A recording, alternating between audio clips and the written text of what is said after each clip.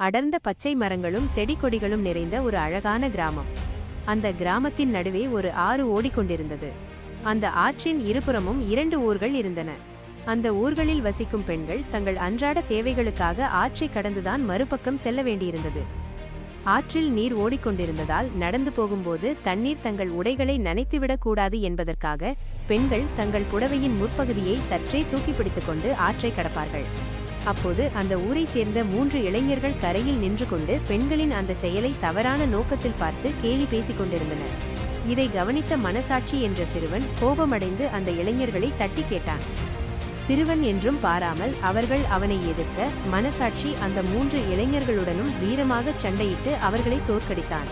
அடி வாங்கிய அந்த இளைஞர்கள், இருடா, ஊருக்கு போய் எங்கள் பலசாலி நண்பர்களை கூட்டிட்டு வந்து உன்னை என்ன பண்றோம் பாரு என்று மிரட்டிவிட்டு ஓடினார்கள். சத்தம் கேட்டு அங்கே திரண்ட ஊர் மக்கள் அந்த சிறுவனிடம் சண்டைக்கு என்ன காரணம் என்று கேட்டனர். அதற்கு மனசாட்சி அந்த இளைஞர்கள் செய்த இழிவான செயலையும் பெண்கள் படும் கஷ்டத்தையும் விளக்கினார். இங்கே ஒரு பாலம் இல்லாததுதான் இவர்களுக்கு இவ்வளவு துணிச்சலை தருகிறது. நமக்கு தேவை சண்டை அல்ல, ஒரு பாலம் என்று ஆணித்தரமாக சொன்னார்.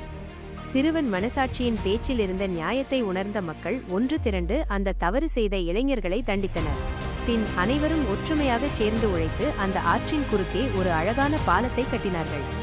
பாலம் கட்டி முடிக்கப்பட்ட பிறகு பெண்கள் பயமின்றி கௌரவமாக ஆற்றை கடந்து சென்றனர்.